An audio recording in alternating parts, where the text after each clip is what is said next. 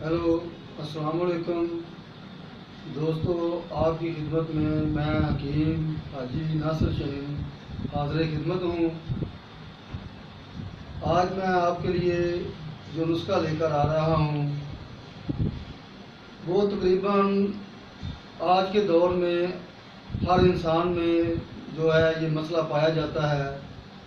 यानी कि हर जो शख्स है वो मैदे का मरीज़ है। तो जो मैदे के मरीज़ हैं उनके लिए ये एक अक्सीर नुस्खा मैं लेकर आया हूँ,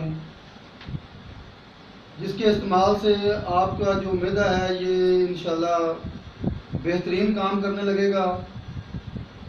और जो दीगर मैदे के मसाइल हैं जिनमें कब्ज़, हवा और जो मैदे पे बोझ रहता है खाने के बाद, वो इंशाल्लाह इसके इस्तेमाल से हल हो जाएगा। तो आप जो है ये मेरा नुस्खा जो है ये बनाकर घर में रख लें।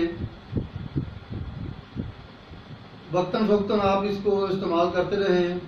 जो मरीज़ हैं वो तो इसको लगातार इस्तेमाल करें और जो आम लोग हैं वो इसको भी वक्तन फ़वक्तन इस्तेमाल करें।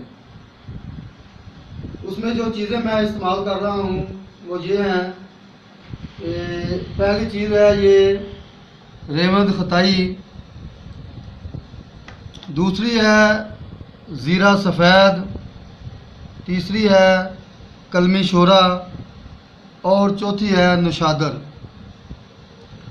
आपने इन चीज़ों को 30-30 ग्राम या 50-50 ग्राम ले लें। लेकर आप इसका सफ़ूफ बना लें। सफ़ूफ बनाने के बाद आप इसको महफूज कर लें। इसकी एक माशा जो है वो खुराक है।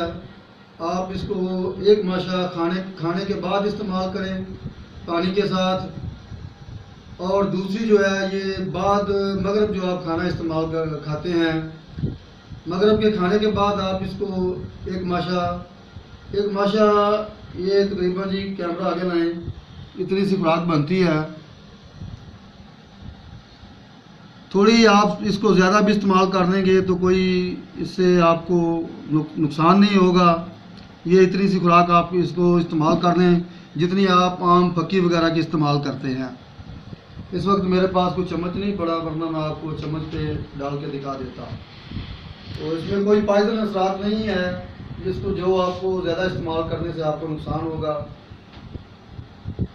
इसके इस्तेमाल से आपका जो मैदा है ये इंशाल्लाह बेहतरीन वर्क करने लगेगा। आपको अगर कोई कब्ज़ का मसला है तो कब्ज़ आपकी ठीक हो जाएगी, पखाना आपको सुबह शाम बेहतरीन आएगा, और दीगर जो आपके जो मैदे के मसाइल हैं वो भी इंशाल्लाह हल हो जाएंगे। तो मिलते हैं नेक्स्ट वीडियो में। जी अमान अल्लाह। मेरे चैनल को सब्सक्राइब कीजिएगा।